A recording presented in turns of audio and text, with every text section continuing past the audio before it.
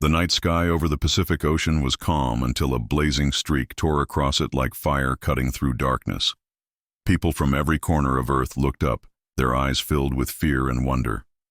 Governments scrambled, soldiers were called, and satellites turned their gaze toward the burning object falling from the heavens. It wasn't a meteor. It was something alive, something vast. When it stopped high above the clouds, it blotted out the stars. The air crackled with strange energy, and a deep, echoing voice rolled across every device on the planet. It spoke in a language no one knew, but somehow everyone understood. The voice declared, "We are the Karathi. The great hunt begins. Send your finest warrior." Those words chilled humanity to its core. They weren't asking for peace or trade. They wanted a challenge, a hunt. Across the galaxy, the Karathi traveled from world to world, testing species by making them fight in deadly games. The winner would live. The loser would be wiped from history. No one had ever beaten them. Now it was Earth's turn. Panic gripped the world. Military leaders gathered in secret rooms, scientists searched for weaknesses, and diplomats tried to communicate. But the Karathi made it clear there was no negotiation. If Earth refused, the hunt would begin anyway, and every city would burn. Humanity had to send someone to fight for them, to prove their worth, or to die trying. Everyone expected a super soldier, a trained assassin, or maybe a powerful AI creation. But the choice that came was something no one could have predicted. Far away in a small desert town, a 17-year-old boy named Ryan Carter worked in a dusty garage. He was a mechanic's apprentice, fixing broken engines and building machines from scrap. He wasn't strong or famous, but he was clever, too clever for his age. He once rebuilt a drone from trash, made a solar generator out of car parts, and even hacked his school's weather satellite for fun. He didn't know it yet, but that strange sense of curiosity and courage would make him stand out to the alien scanners that searched for Earth's best warrior. When the Karathi's AI scanned every human mind and body, it found something in Ryan that confused it. An unpredictable pattern of thought, an endless spark of creativity that couldn't be measured. The computer marked him as the most dangerous potential. And so, before anyone could argue, Ryan Carter was chosen as humanity's representative. The world went silent when his name was announced. Reporters called it a mistake. Soldiers protested. Scientists argued that a boy couldn't possibly win against galactic hunters. But Ryan didn't back away. When the Karathi ship landed outside his town, a massive black vessel that swallowed sunlight, he walked toward it without fear.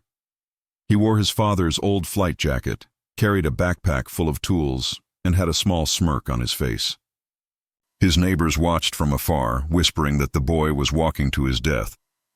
But Ryan didn't see it that way. He looked up at the enormous alien gate as it opened and said with a quiet confidence, "You wanted Earth's best? Guess you're stuck with me." The ground shook as the ship lifted off, vanishing into the clouds and out of Earth's atmosphere.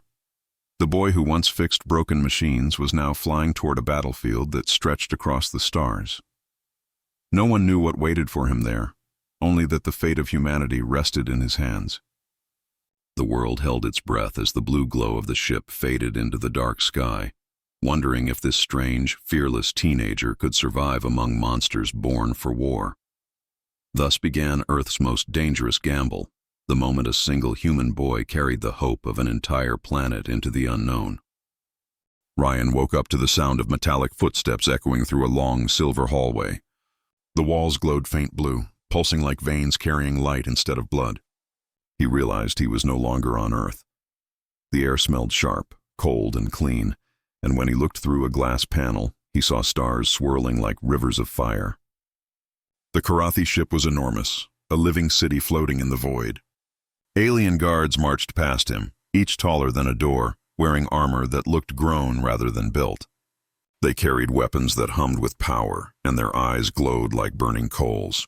Ryan was led into a vast chamber filled with beings from across the galaxy.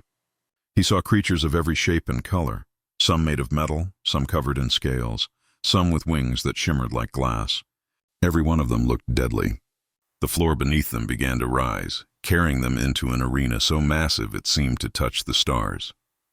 Thousands of alien spectators filled the stands, shouting and roaring in languages Ryan didn't know. A deep, booming voice filled the air, announcing the rules of the hunt. One from each world has come. Only one shall live. The victor shall claim immortality and glory for their people. Ryan felt his chest tighten. He was surrounded by monsters bred for war, and he was just a teenager with a backpack full of tools. Still, he refused to show fear. He took a slow breath, reminding himself of something his father once said, "Brains beat brawn if you think fast enough." When the floor split open, he saw the first trial waiting below, a burning wasteland covered in black rocks and flowing rivers of lava. The gravity shifted, pulling him down into the chaos. The moment Ryan landed, he rolled behind a rock, his boots sinking into hot dust. The sky was dark red, lightning tearing across it like angry claws. Around him, alien warriors clashed, their weapons glowing with deadly light. He watched carefully, studying how they fought. Some relied on brute strength, others on instinct, but none of them seemed to think ahead. Ryan moved quietly, gathering scraps of broken machines scattered across the field, pieces of drones, metal shards, and power cells that had fallen from the sky. As he worked, he remembered how to wire circuits and balance power lines, just like he used to do in the garage back home. Using the parts, he built a small device, a makeshift gravity inverter. When he switched it on, the ground beneath him lifted slightly, making him lighter and faster.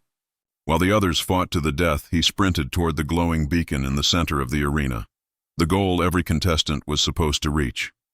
2 giant hunters spotted him and charged. Ryan ducked behind a rock and threw a piece of metal toward a lava pool. The heat sensors in their helmets followed the wrong signal, and they crashed into each other. Before they could recover, he sprinted through a narrow path of burning stone, using the gravity device to leap over molten rivers. His hands were shaking, but his mind was sharp. He reached the beacon, knelt beside it, and quickly hacked into the alien controls using wires from his backpack. Sparks flew. The beacon changed color, sending a blast of blue light into the sky. A moment later, the fighting stopped. The voice of the announcer thundered through the arena, filled with disbelief. Victory. Species human. For a moment there was only silence. Then the crowd erupted in noise, shouts, roars, cheers. Ryan stood there, covered in dust and sweat, blinking up at the glowing towers around him. He had done the impossible. The smallest and weakest being in the arena had won the first round. Up in the royal stands, the Karathi warlord watched with narrowed eyes. His armor gleamed like obsidian fire as he growled, "Let the boy enjoy his luck. The hunt has only begun." Ryan looked up at the stars, his heart pounding, and whispered to himself, "Then let's see how far luck can take me." Ryan opened his eyes to find himself surrounded by green mist and the sound of strange creatures breathing in the shadows. He had been transported to the next battleground, a wild moon covered in thick jungles that seemed alive. The air was heavy with moisture, the trees glowed faintly, and every leaf seemed to whisper danger. He remembered the Karathi's voice before being dropped there. Survive until dawn. That was the rule of the second round. He looked around carefully, realizing he wasn't alone. Somewhere in that jungle, the other hunters had landed too. The ground trembled under their weight, and distant roars echoed through the dark. He tightened his grip on his small toolkit, knowing this round wasn't about fighting to win. It was about staying alive. As Ryan moved through the thick plants, he noticed something strange. There were no birds, no insects, only silence. It was the kind of silence that meant something big was hunting nearby. He crouched low and pressed his ear to the ground. Faint vibrations moved through the soil, slow and steady, like footsteps from something invisible. That's when he saw it, a shimmer in the air, bending light like glass. The creature was cloaked, moving unseen through the trees. He remembered stories of stealth predators from other planets, beasts that used light-bending skin to vanish completely. One wrong sound, and he would be dead. He slowly backed away, keeping his breathing quiet. Then he spotted a piece of broken alien metal half buried under roots. His mind started working fast. He pulled wires from it, took out a sensor from his backpack, and began to build a simple motion detector. Using glowing moss as a signal light, he placed small traps around his area. Each one would light up if something moved nearby. As the jungle grew darker, the air became colder, and distant screams of other hunters echoed through the mist. One by one, their signals vanished from the display on his wristband. The predators were fast. Soon, it would come for him, too. Hours passed before Rian saw the faint shimmer again, creeping closer. His traps glowed, warning him.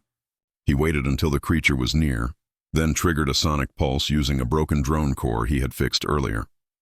A high-pitched wave burst through the air, making the invisible predator flicker and howl in pain. It became visible for just a moment, a massive six-legged beast with teeth like knives. It lunged at him, but Rian dove aside, rolled through the dirt, and grabbed a sharp shard of metal from the ground. He struck its leg joint, and sparks flew as it fell into one of his traps. The creature thrashed, clawing at the air before finally going still.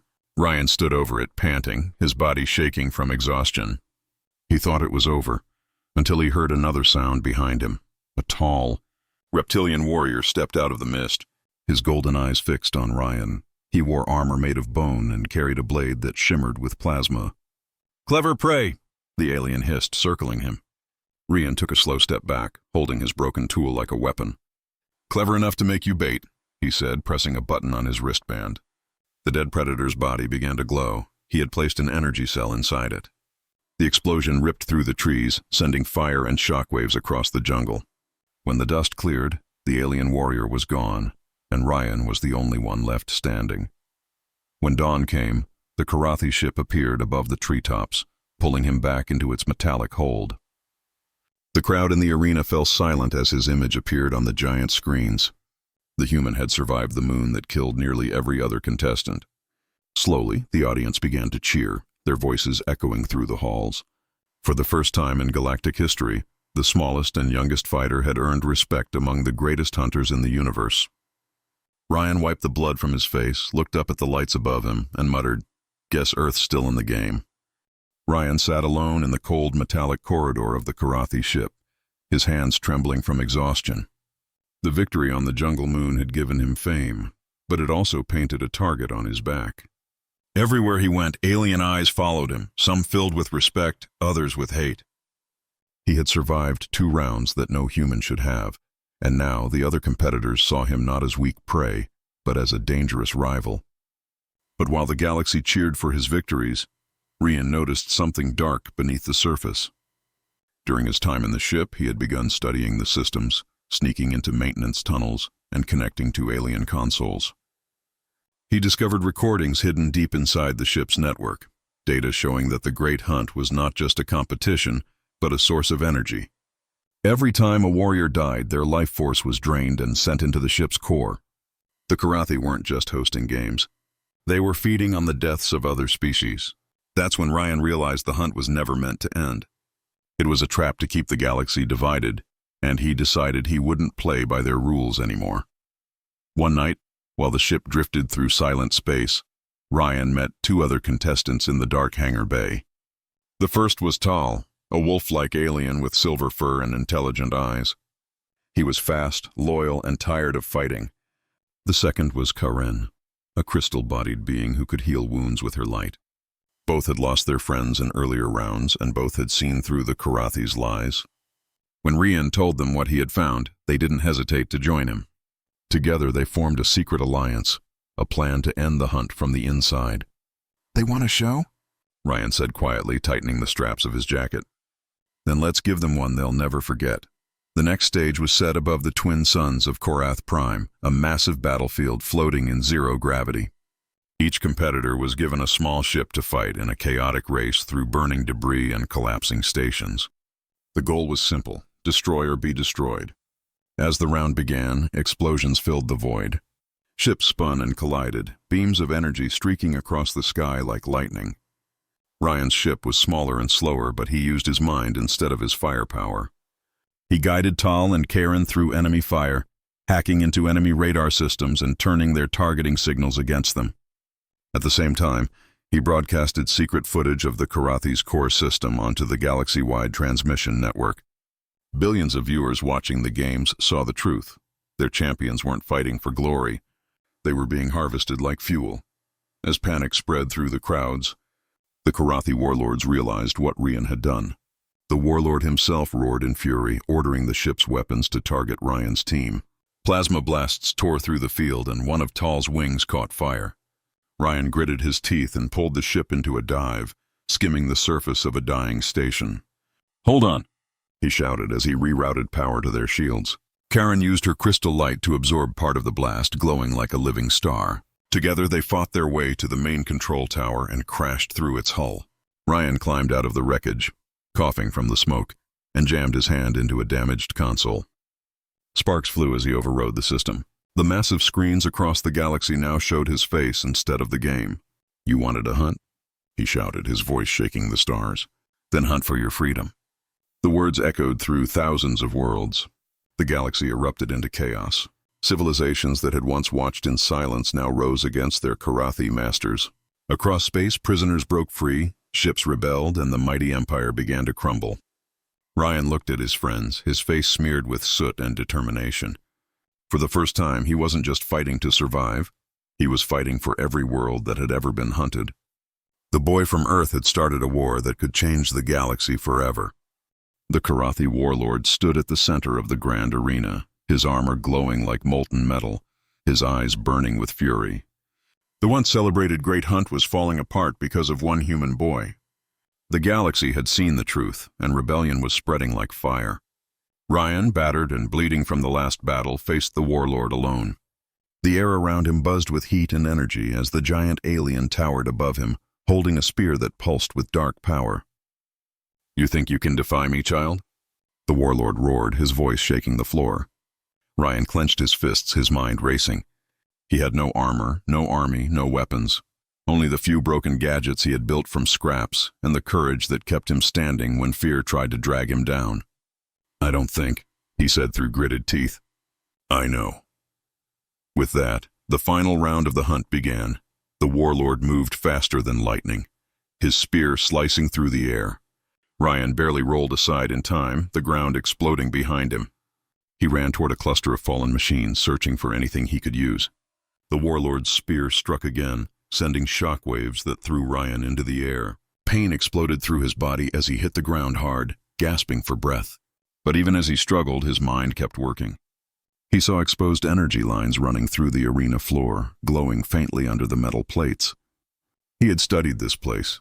He knew the Karathi powered their arena with unstable plasma cores. If he could reach them, maybe he had a chance. The warlord laughed, thinking victory was near. "You are brave, human," he said, raising his weapon. "But bravery without strength is nothing." Ryan wiped blood from his face and smiled weakly. "Good thing I've got both." As the warlord lunged, Ryan threw a small device from his pocket, a magnetic grenade he had built from leftover parts. It clamped onto the warlord's armor, sending a shock of electricity through his body. The alien roared in rage, tearing it off, but the distraction gave Ryan the moment he needed. He sprinted toward the edge of the arena, sliding behind a control pillar and hacking into its panel. Sparks flew as he connected wires and rerouted energy. The lights above flickered, the ground trembled, and the plasma cores beneath the arena began to overload. The warlord charged, his footsteps like thunder. "You think you can win with tricks?" he shouted. "That's what humans do best," Ryan answered, leaping aside as the warlord's spear smashed into the pillar. The explosion lit up the arena in a blinding flash. Ryan was thrown backward, landing hard, but he forced himself up. He looked at the towering figure in front of him, still standing but weakened, his armor flickering with sparks. Ryan picked up a broken metal rod and faced him once more. "This ends now," he said. The warlord roared and attacked again, each strike stronger than the last. Ryan dodged, using his smaller size and faster reflexes to stay alive. Every move, every step, was a desperate gamble. He lured the warlord closer to the center, where the power lines glowed brightest. When the alien raised his spear for the final strike, Ryan shouted and jammed his rod into the exposed energy conduit. A surge of blue light exploded upward, striking both of them. The warlord screamed as his armor cracked, the energy tearing through him. When the light faded, he fell to his knees, his weapon shattered, his body smoking from within. Ryan collapsed too, his hands shaking, his body covered in burns. The arena was silent. For a long moment, no one moved. Then, one by one, the alien spectators began to stand. A sound like thunder filled the air, not fear, not hatred, but respect. The galaxy's greatest hunters bowed their heads to the boy who had beaten their master. The warlord tried to speak, his voice faint and broken. "You are no prey." Rian looked at him, his eyes fierce but kind. "No," he said softly. "I'm human." With that, the mighty warlord fell, and the arena erupted in cheers that echoed across the stars. The hunt was over. The empire of the Karate had fallen, not to a superweapon or an army, but to a single teenager from Earth who refused to give up. When the final battle ended, the arena was silent except for the hum of dying machines.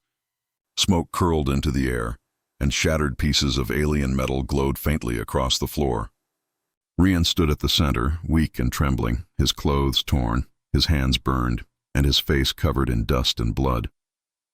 The warlord's body lay still beside him, the once powerful ruler of the Karathi now nothing more than a broken shadow. For a long moment no one spoke. Every creature in the stands, thousands of warriors, rulers, and beings from across the galaxy, watched the small human boy who had done what no species had ever dared. Slowly the silence broke into sound. It started with a single clap from an alien soldier, then another, until the entire arena thundered with applause. The sound shook the air, echoing through the great ship and into the void of space. Rian blinked in disbelief, his heart pounding as he realized it was over. He had won, not just for Earth, but for everyone who had ever been forced to fight in the Karathi's cruel games. As the Karathi fleet fell into chaos, Rian felt the ship tremble. Karan and Tal rushed to his side, their bodies glowing in the dim light. "It's over," Karen said softly, her crystal skin cracked from the battle. "You freed them all." Rian looked up at the towering screens that still flickered with static, showing the faces of creatures on distant worlds, millions of them watching him, no longer as prey but as a symbol of hope. He could hardly believe it himself. The boy who once fixed engines in a small desert town had just changed the course of the galaxy. But he didn't feel like a hero. He just felt tired. "Let's go home," he said quietly. The surviving ships, now free from the Karathi's control, opened their hangars and began rescuing the prisoners. Everywhere Rian looked, he saw signs of new beginnings. Former enemies helping each other, warriors laying down their weapons, species that had never spoken before working together to rebuild what the Karathi had destroyed.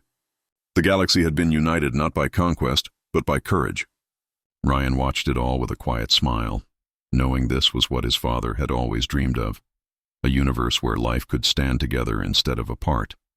When the great ship began to collapse, Rian climbed aboard a smaller craft with Tal and Karen, piloting through the wreckage as fire consumed the sky behind them.